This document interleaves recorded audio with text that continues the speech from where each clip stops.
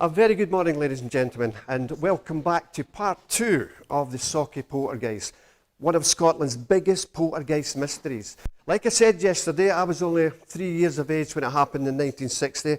I'm an old guy, so I did participate in some further investigation later on, but we'll come to this in a moment. So, good morning.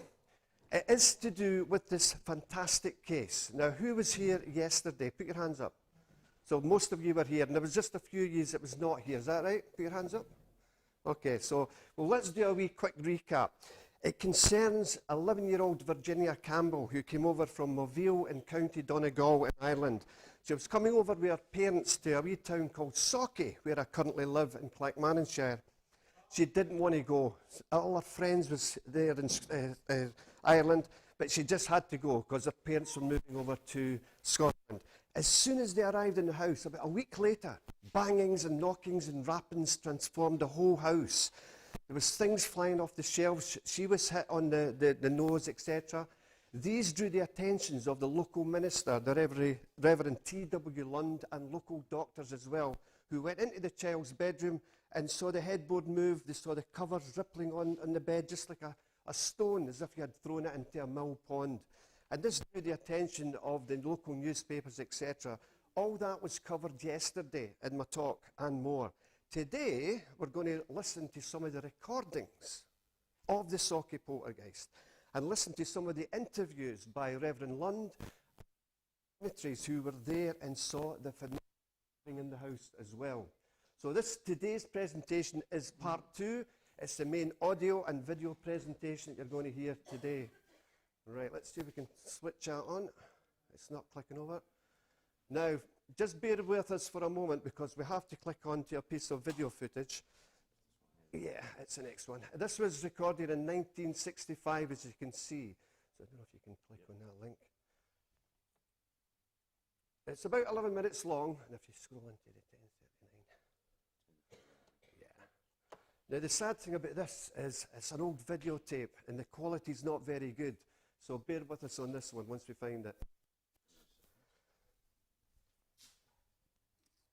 But it gives you an idea of what was transpiring at that time back in 1960. And of course, this is 5 years later. Yeah, that's fine. I don't know. Oh, that's it. Okay. Just turn the sound on. Just while we're looking at that sound, trying to get the sound up, has anyone got any questions about poltergeist while we're here? Yes, madam. I do live in Sauchie now. Yes, I only live about, a quarter of a mile or so from the actual house in question. But I was living in Hastings for a good number of years. I've been living in England for 23 years and only came back to Scotland in February of this year. But I live in Sauchie, yes. Well, I actually lived in that area anyway. I come from a wee place called Tullabuddy and also Alloa. So it's in that Clackmannanshire area. But just while we're getting the sound up, just to recap again. So this wee girl came into Scotland from Ireland, and all these bizarre happenings were happening all over the house. Yes, sorry, madam.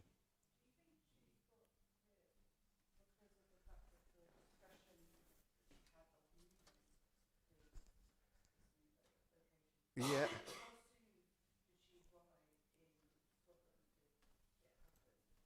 Yeah, that's the thing. And as I said yesterday, as soon as she arrived in Scotland, the phenomena started to happen. Not only did it happen in her house, but it happened in her school as well.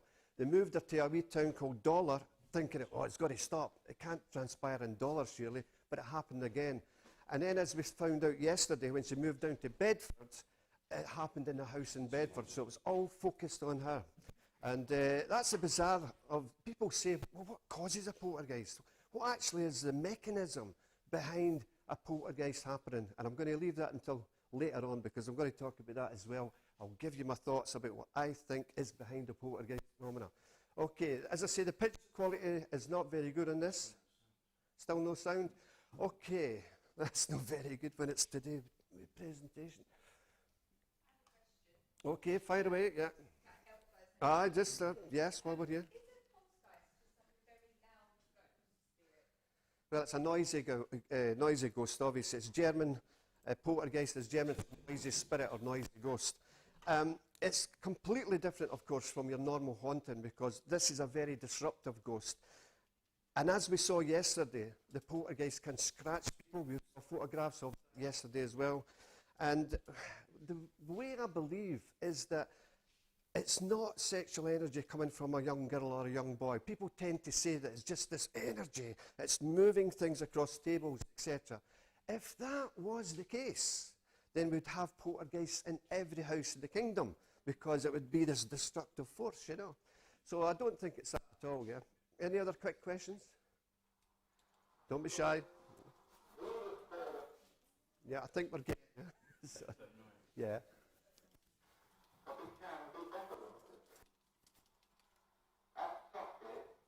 Thanks. Thanks. That's okay. A little girl of 11 years old, Virginia Campbell, was the centre of intense poltergeist activity, observed by many reliable witnesses, including the family physician, Dr. William Logan.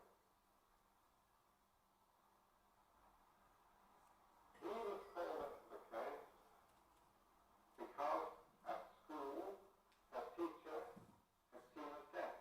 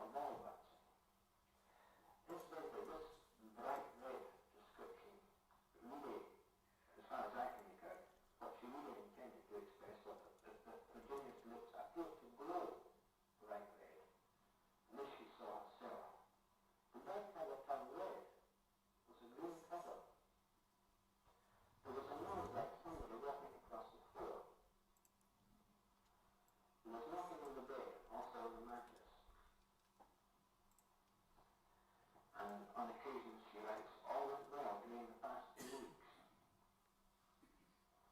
Then she goes on again. There was a lot of knocking on the door this morning. Virginia was getting whipped. Until we come to the last statement in the book, which just simply states and stated Sunday, 23rd of April 1961. There was a knocking at the cupboard door.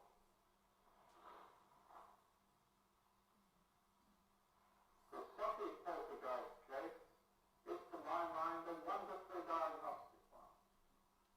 A living person, Virginia Candy, was, for some weeks, at no wish of her own, the center of a mysterious force. This force was fitful and capricious. Sometimes it moved solid objects. At other times it produced strange sounds. Here is a tape recording made by Dr. Logan.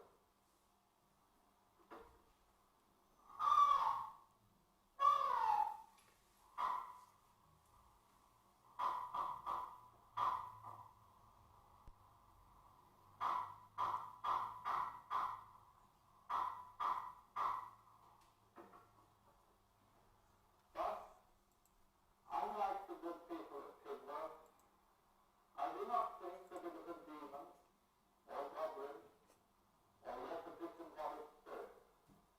I think it was a force, admittedly unknown to orthodox science, but yet a force proceeding in some way from Virginia herself.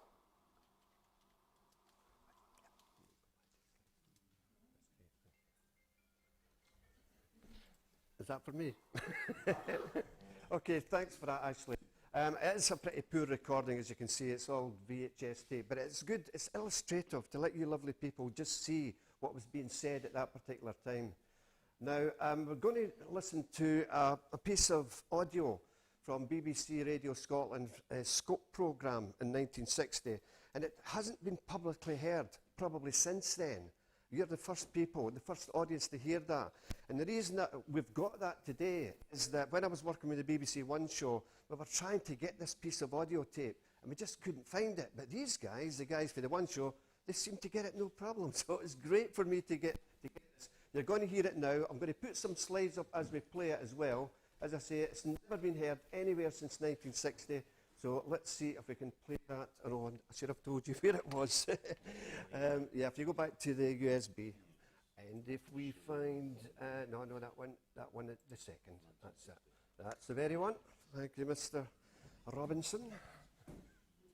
You did a good job last night, didn't you? Okay. Can I still move the slides when that radio's on? If not, we can do it there.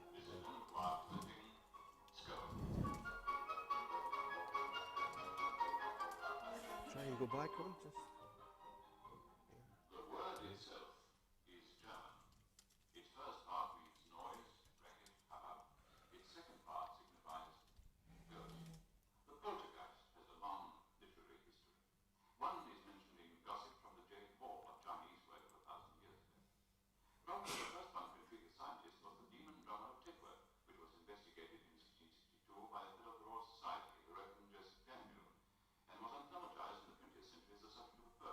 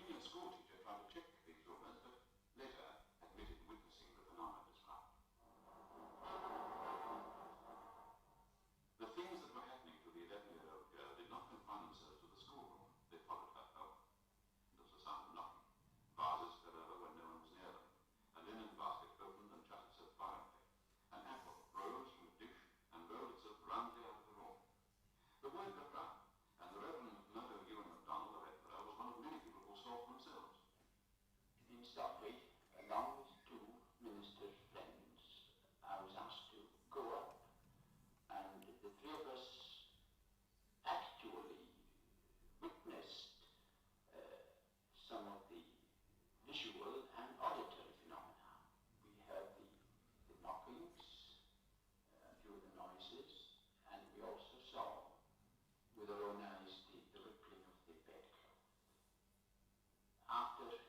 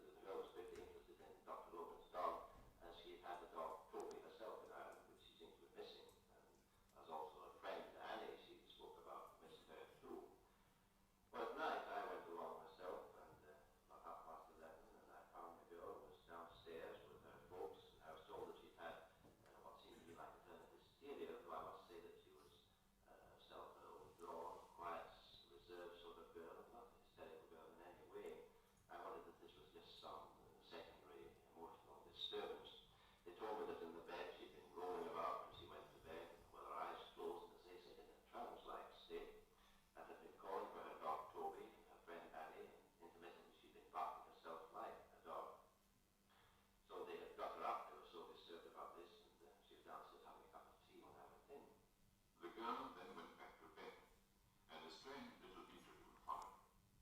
As I watched beside the girl's bed, and she was still in this sort of state of mind, her eyes closed and continually calling for the dog, we thought we'd do something about it, and we offered her a teddy bear. And whenever she got it, she, with her eyes still closed, of course, felt the dog, and felt the teddy bear, and said, "Ah, this is Toby." And then, unfortunately, her hand, as it went over the bear, found the brass button on the bear's tummy, and she said, "Ah, this is not Toby at all." And she flung the teddy bear away, and basically hit out with her hand as both of us were near. So I said, "You know, this looks to me perhaps a bit like the stage, and maybe if Virginia doesn't have an audience, it'll be the best thing that can happen," at which I got a violent blow from Virginia, who still had her eyes closed. However, I left them then, and as far as I know, they had a quiet night afterwards. At this point, someone came up with the idea that a change of location might be the solution for whatever they were living in. It wasn't. She was taken to Dublin for a few days, but all that happened was that different surroundings were similarly energized. So back she came to Sauchie and the person who had Mr. London. On Thursday night, Dr. Nisbet, Dr. Logan, myself, and three ministers, in fact, from Edinburgh went along. We went upstairs, stayed in the room for quite a time. We heard and saw nothing unusual, except that we did hear some subdued knockings in the bed and certain scraping sounds, which did occur now and again, as also sawing noises, which were heard by Dr. Nisbet and myself. And during a service, a short service of prayer in the section for her, which we had, these knockings continued. On the Friday, we were back again, and it was reported that there had been no disturbances of any kind.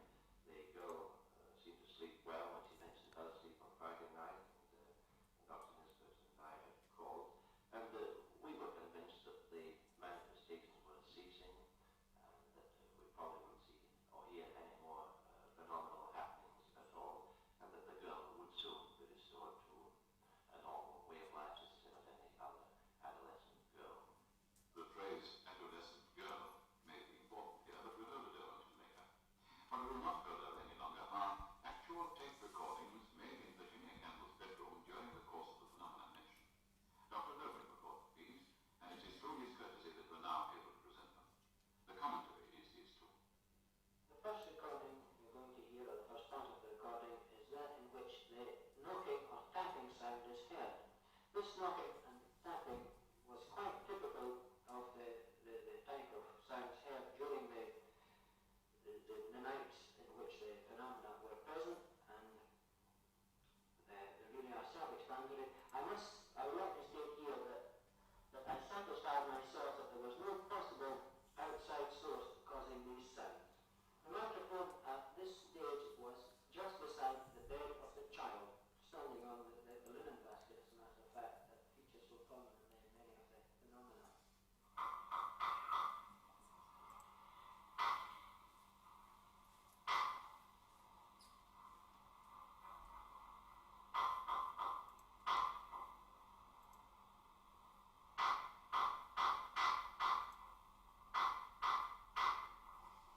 The sound appeared to come from somewhere in the region of the bed at that stage where Virginia was lying. I couldn't localize it. I was under the bed. I stood at both ends of the bed. I stood at either side of the bed, but I couldn't definitely pinpoint an exact source for the location of the sound.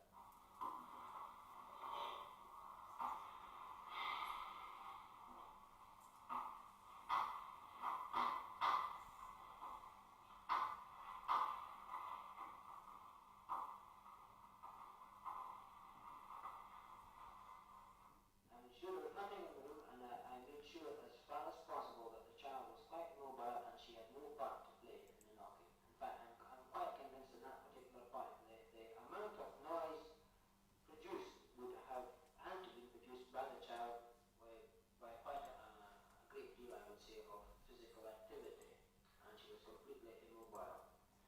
The next recording was made shortly after the service by the Church of Scotland ministers. The mother and father had been with the child for a time. They had gone out of the room for an instant when this present sequence of events took place.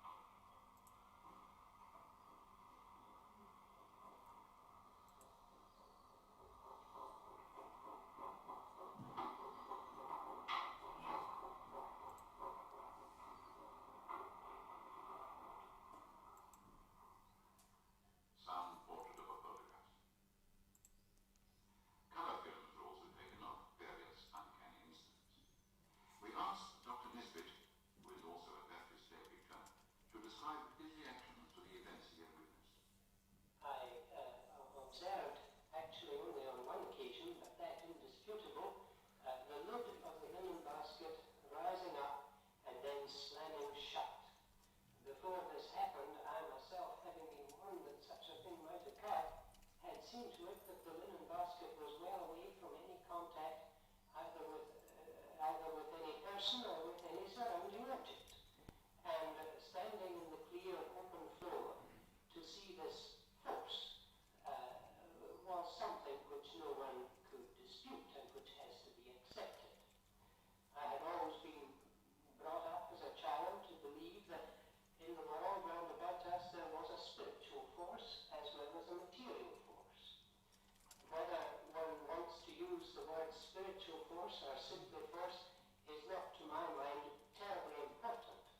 Our evidence was clearly that there was some force of which we were unaware, or uncognizant at least, existing in and about the room because of the effect of that force which we could hear and see. In the past, many other poltergeists have been abruptly disenthroned from supernatural states.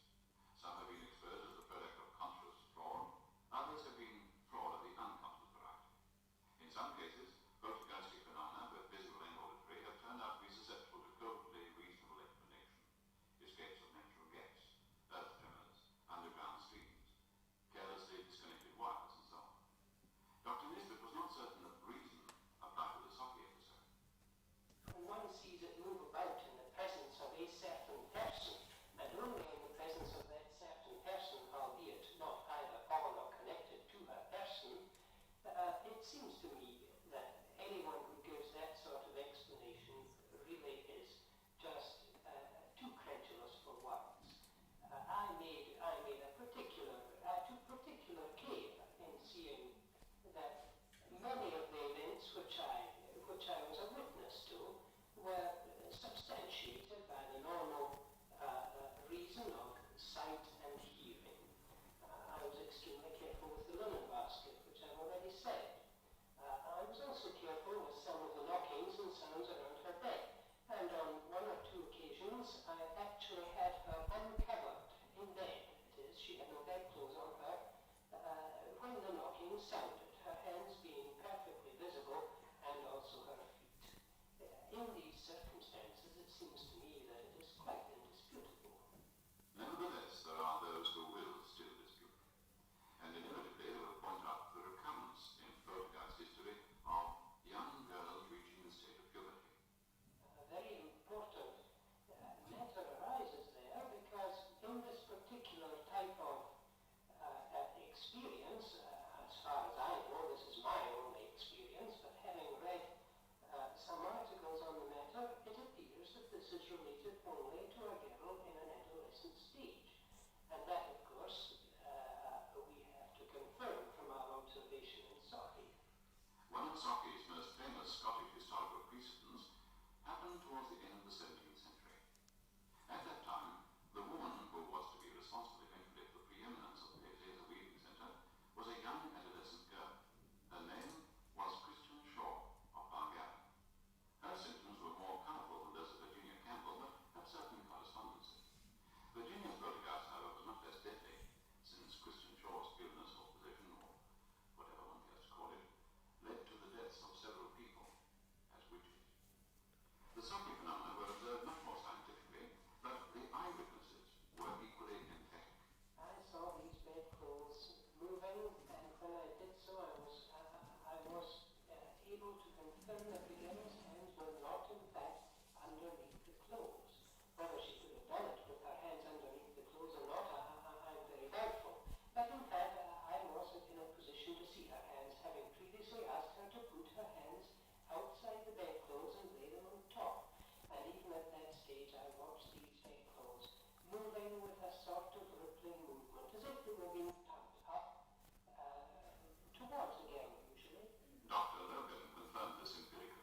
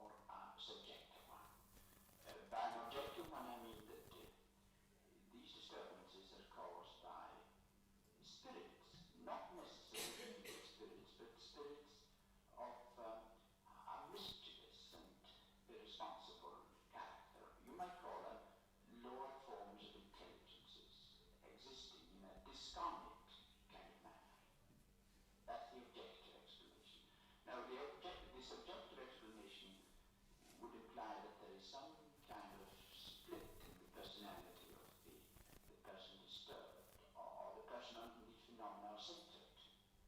And that there is a displacement of psychic energy, which acts in a kind of explosive manner, throwing objects above the room. I myself tend to lean towards the objective explanation because I don't think the subjective explanation does justice to all facts. That seemed to indicate to us that the service in the girl's bedroom was a form of exorcism.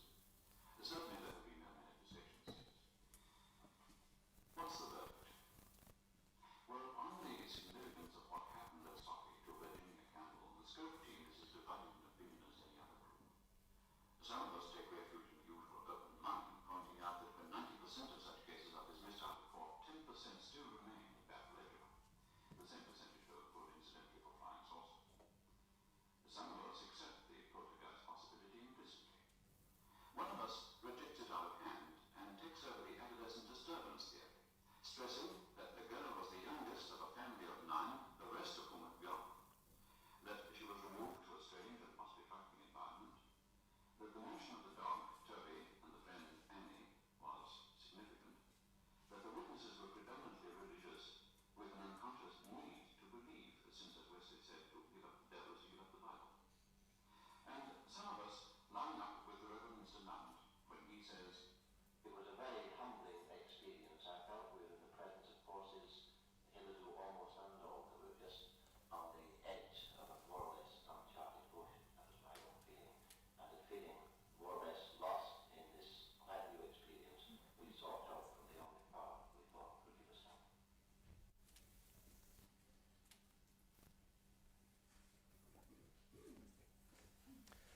So quite an astonishing recording there of the Sauchie Poltergeist, and that hasn't been heard for a long, long time. So what is a poltergeist? Okay, we'll quickly go through some of the possibilities. It's either hoaxes, people just making it up for notoriety or just to get their names in the paper or fool their family and friends, or it's psychokinesis through stress, through people being in a stressful situation, somehow, some kind of energy, be it this energy that pushes things away, is causing that. Or it could be, and that again could be the sexual energy through pubescent boys and girls. But I don't go along with that, simply because, like I said before, you know, if that was the case, if it was this energy that was coming from boys and girls, you'd have displacements of chairs in every house in the land, more so these days. Is it hallucinations? People just thinking that they saw something. Possibility. Even though I firmly believe in life after death, as like I said yesterday, the evidence is overwhelming, absolutely astonishing. And like I said yesterday as well, I set out to disprove these subjects. Like I said, what a load of rubbish. There are no such things as ghosts. How wrong was I? Totally changed my mind. Or is it a deceased person? What was happening here? Because as we know, it followed Virginia from Ireland to Scotland, from Scotland to Dollar, a wee town in Scotland as well, and it went down to Bedford and also Kempston as well, as we learned yesterday. So it was following her. It was like it was attached to her. It was part of her. Or could it be something else? Are we throwing the baby out with the bathwater here? Are we looking at something that maybe we cannot comprehend? Maybe it's none of those explanations. Maybe it's something entirely different as well. We've got to look at that as a possibility. So what do I think was behind the Sauchie Poltergeist? And do remember, like I said earlier, I was only 3 years of age at the time, but I did investigate it in 1987, 1989, 1992, and last year as well, where I got all the classmates who saw that Virginia's desk in the classroom banging up and down like this. I spoke to the teacher, Margaret Stewart. She says, Malcolm, you should have seen this, you know, the desk. And like I said yesterday, this teacher sitting behind the desk rose up several inches and spun round. This is in the classroom. The teacher's stomach was in front of the long part of the desk. Now it's swiveled round and the stomach's in front of the short part of the desk. Absolutely astonishing. So what I believe was behind it, it was, I mean, I could be wrong, of course, but I do believe it was some form of bad spirit that was attached to Virginia and it was not letting her go. And as we saw yesterday, it wasn't just that house. It wasn't just that house. When Virginia left Scotland, other occupants came into the house, bang, bang, bang. Things happened as well. And again, it wasn't just that house because it was a whole street. As we learned yesterday, there were houses number 17 Park Crescent, number 39 Park Crescent. All these houses had the same thing happening in their street, right, same side of the street. And like I said yesterday, there was nothing significant about the area. There was no burial mounds or anything like that as well. So, just before I close, I was going to speak about UFOs, but I'm running out of time. Just before I close, a wee quick plug about my next book. It'd be wrong not to do it, you know. You've got to do it. So this is about an Irish family who were, their home was possessed by demons. And like I said yesterday, shadowy figures. And this guy called the Hat Man, this mysterious man who just stands there and observes you in your bed with like a fedora type hat, has been seen many times. The family's also had UFO sightings as well. And, well, I've got to say it, they've been interfered with in bed as well. And it's all in the book, so that's that plug over. So, yeah, I think I've not got time to do all this. How much time have I got? About 5 minutes? Okay, well, I'll just use up some time with a couple of quick things that I'd like to talk about. I took part in a Ghost Club investigation way back in 2002, and that text is not shown on there. So let me tell you the story anyway. So everybody in the Ghost Club went to different parts of this big stately home. And I'm one of these guys, say, I don't want to go with the crowd. I want to go myself. And so the lady I was with at the time, she says, where are you going? I says, I'm going up there. It was all barricaded with wood. You can't, it's all wooden barriers. Watch me. Prise the wood. I shouldn't do this. Shouldn't be telling you this, you know. Prise the wood off. And I went up these dusty stairs in the torchlight. Now, this is just a mock-up, but just to give you an idea. So there I am in this room, Woodchester Mansion. And there was moonlight coming through the windows. And I just sat down and I asked Spirit to come forward and make themselves known. And nothing much was happening. So I stood up and I just was walking backwards. And it was like somebody shouting in my ear, stop! Stop? What for? And I looked down and it was a massive drop, about 50 feet drop. There was no, the floor didn't go right to the edge of the wall. It was just a drop. If I hadn't heard this voice, spirit voice, it must be, I was gone. I was definitely gone. It was incredible. Then one of my colleagues back in the day, he told me a story when he was a wee boy. His mother got this mirror from this old antiquated shop, this antique shop. And she says, son, can you see anything in that mirror? No, Mum, no, I can't see anything. Have a look closer. So, well, you can't see it in the slide. It's a white rabbit there. But there was a white rabbit, I kid you not. And he went, yeah, there was a white rabbit in this mirror. And he's looking behind him. There's nothing there. And he says, where did you get that mirror? The mirror was bought from this antiquated toy shop. It was kept in a loft. And guess what? The mirror was facing a lot of fluffy toys, one of which was a white rabbit. This is why I love this subject so much. How on earth is one single rabbit from that impregnated into the very fabric of that glass? We'll never know. That's one of my early SPI teams, some of the guys that way back in the 90s, it was working with us on cases. Let's have a look here. We got anything coming up there? Let's have a look. I think it's kind of went off. Yeah, let's have a look. And let's have a look here. Where are we going? Okay, I'm going to finish with one UFO case. I wish I could have time to tell you more, but we're running out of time. UFOs are a big, big part of my life. I've been investigating them as well as the psychic phenomena for many years. People often ask me, have you had your own experiences, Malcolm? Absolutely, because I put myself in the ballpark. This one is from Skegness, Butlins and Skegness, of all the places to see something weird. It was Skegness. Again, I was only about 15 years of age, and I was in a romantic interlude with this young girl. And that's all it was, nothing serious, folks. So I had my back to the chalet, and so that's to see there. You can't see it so much in the slide.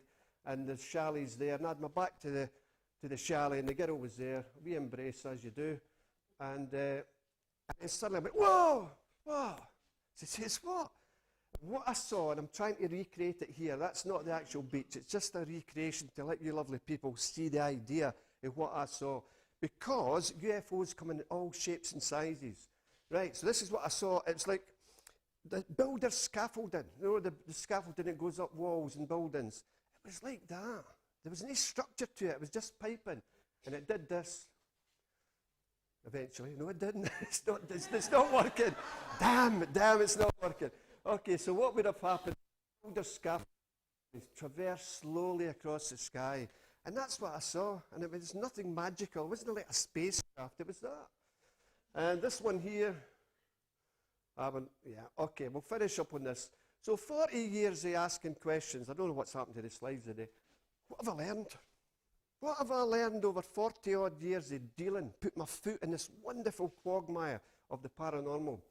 Well, I believe wholeheartedly in the continuity of the human soul after death. I wouldn't be here, you wouldn't be here if we didn't all believe that. I believe near-death experiences, out-of-body experiences are perhaps the beginnings of an afterlife.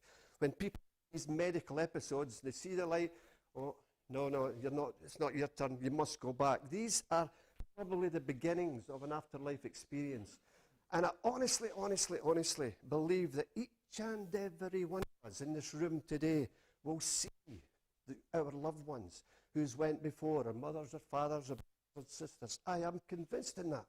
And that's why I've no fear of death. I don't want to walk out the hotel and get run over by a bus, but I have no fear of death for sure. But mankind must always look at providing answers to account for the paranormal. A real question, but do they truly represent a life after death, or is it all in mind? Don't let the desire to believe get in the way of alternative answers, because, ladies and gentlemen, there's other explanations to account for. I seen a ghost, and you found out it wasn't, it was a reflection or something. So I'm not so naive to think that. And I always finish with this quote: the human mind is like a parachute. It works so much better when it's open. Ladies and gentlemen, you've been a wonderful audience. Thank you very much. And sorry about the technical difficulties. Have we got time for a couple of quick questions?